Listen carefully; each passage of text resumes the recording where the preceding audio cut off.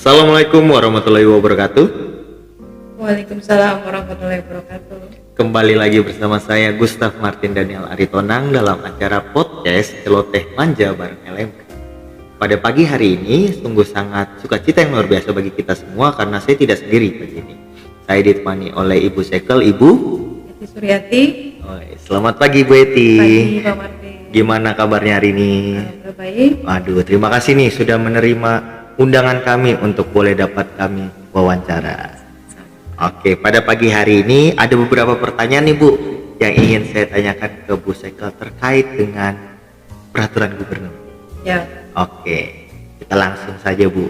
Oke, ada Pergub nomor 171 dan ada Pergub nomor 22 Bu. Tetapi ada perubahan yang dibuat di sana.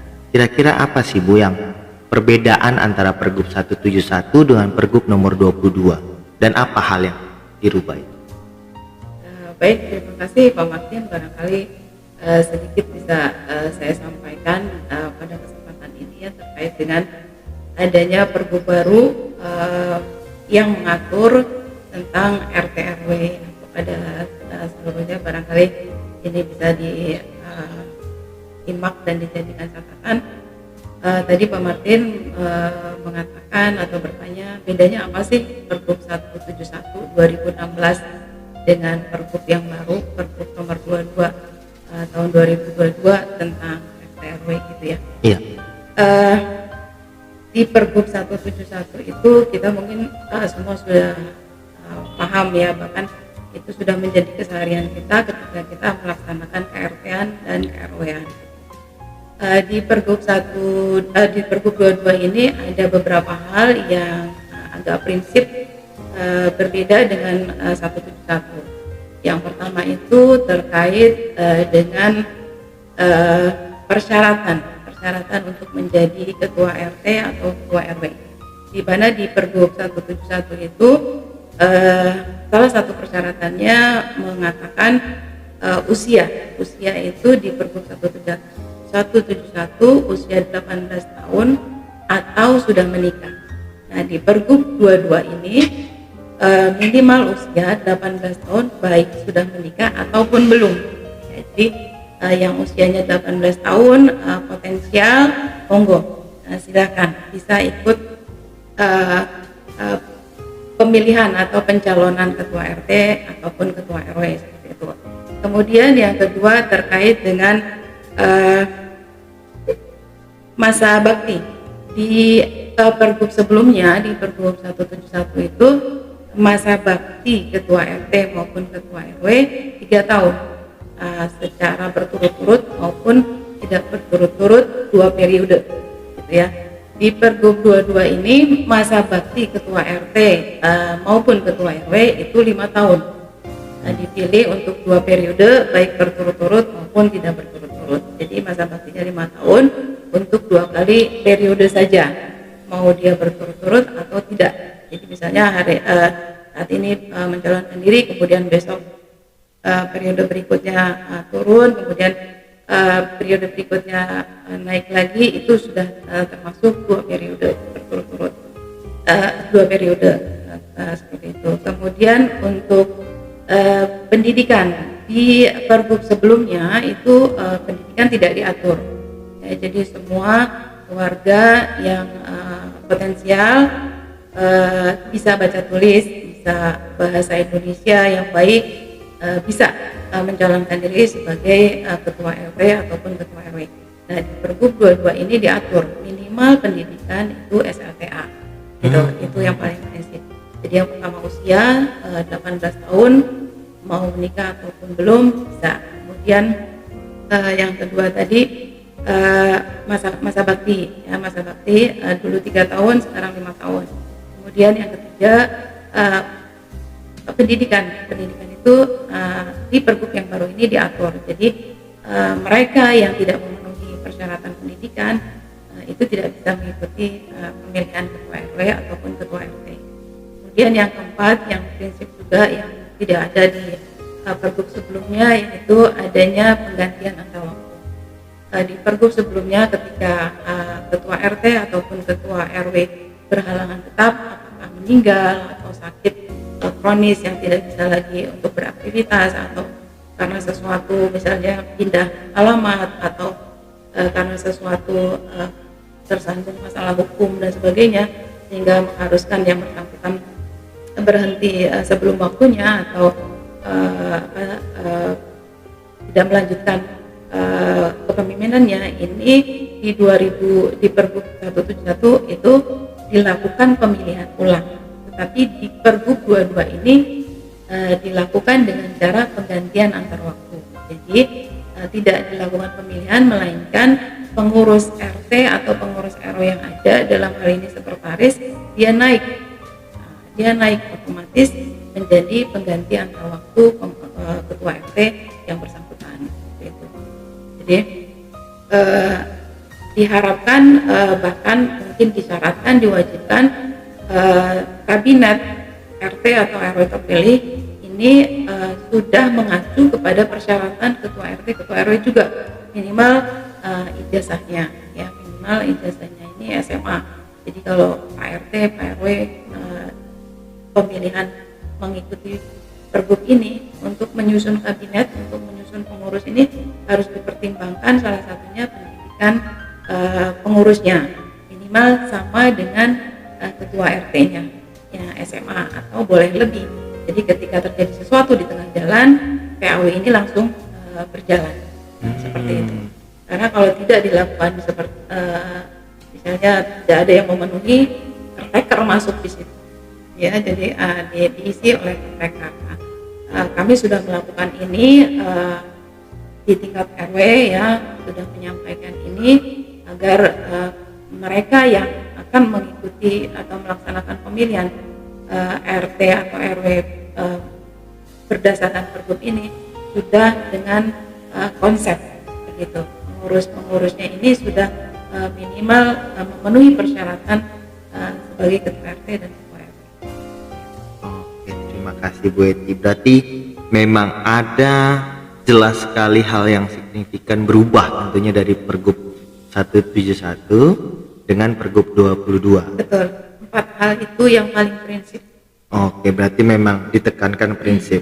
Tapi menurut Ibu sendiri, perubahan ini membawa dampak positif kah atau malah membawa masalah baru dalam wilayah terkait peraturan ini?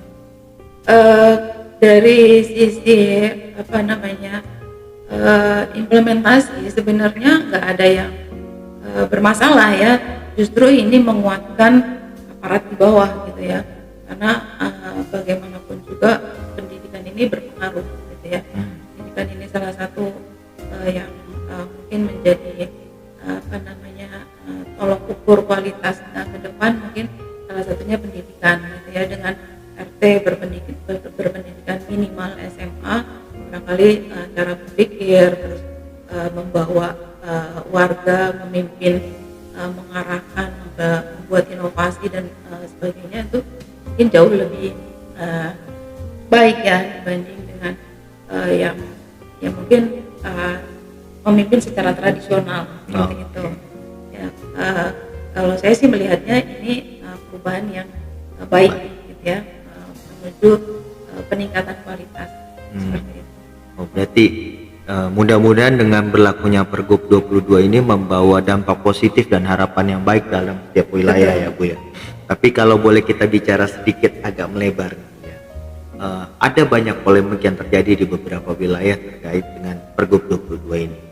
Mungkin konsennya di Pergub 22 ini adalah seperti yang Ibu bilang, mencari orang yang berpotensial dan berpendidikan untuk meningkatkan wilayah. Tapi hal yang terjadi di wilayah seringkali adalah mungkin dia berpotensi, mungkin dia punya pendidikan, tapi belum tentu dia bisa rukun dengan warga. Jadi otomatis hal yang terjadi adalah tidak ada yang memilih dia, malah yang dipilih adalah RT sebelumnya, itu lagi, dia lagi, ya kan, ada tuh bahasanya tuh Bu Eti. Jadi apa sih solusinya menurut Ibu biar tidak terjadi adanya ketua RW atau ketua RT yang seumur hidup? Kan banyak nih yang udah berpuluh-puluh tahun dia lagi gitu. Ya, baik, barangkali mungkin salah satu cara ya supaya kita bisa menyatu bisa menyatu dengan warga mengenal kita sebelum kita mencalonkan diri ya. Salah satunya itu peran kita di wilayah, barangkali seperti itu. Saya melihat Kebon Baru ini potensinya sangat besar ya. Pendidikan juga cukup baik ya. Tinggal bagaimana yang bersangkutan berperan di wilayah sehingga masyarakat itu menilai bahwa yang bersangkutan ini memang patut diangkat ataupun dijadikan pemimpin wilayah gitu. Cuma masalahnya sering juga saya dengar ada ewuh-pekewuh gitu ya. Dengan adanya pergub ini, saya melihat ini peluang buat kita semua, buat warga Kebon Baru yang mempunyai potensi yang apalagi sudah punya pengaruh di wilayah begitu ya, untuk ikut serta sehingga ada regenerasi gitu, ada regenerasi di wilayah. Beberapa sudah berkonsultasi juga kepada saya begitu ya, karena memang ada tradisi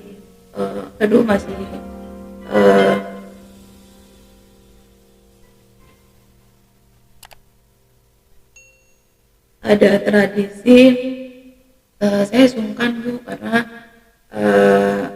bla bla bla bla seperti itu ya. Saya melihat pergub yang baru ini membuka lebar buat siapa saja yang punya potensi.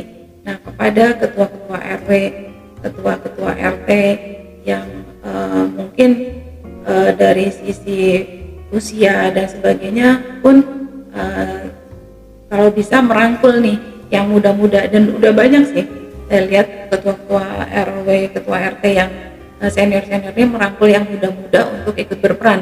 Nah, yang muda ini monggo silahkan membuka diri juga menyambut ajakan para seniornya untuk berperan.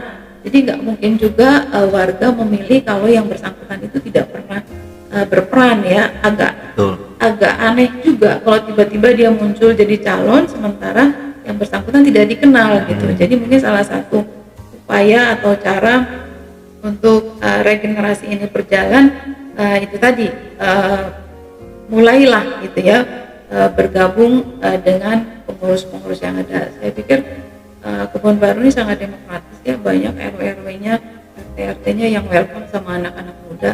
Tinggal bagaimana anak-anak muda ini menyikapi gitu. Dan sekali lagi budaya ewuh-pekewuh itu tinggalkan gitu ya, tinggalkan karena memang eranya sudah berbeda gitu. Saya juga sudah mewanti-wanti kepada ketua RW, ketua RT yang sekarang dalam tanda petik tidak memenuhi pendidikan, tidak memenuhi persyaratan untuk pemilihan berikutnya, yang harus terima gitu, harus terima dengan pendatang-pendatang baru seperti itu.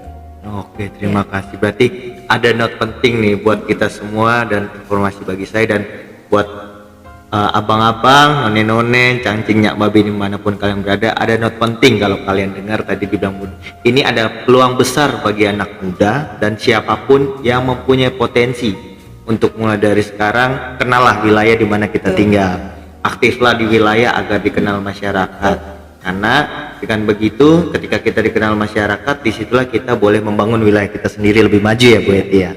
Nah, Bu lanjut nih pertanyaannya.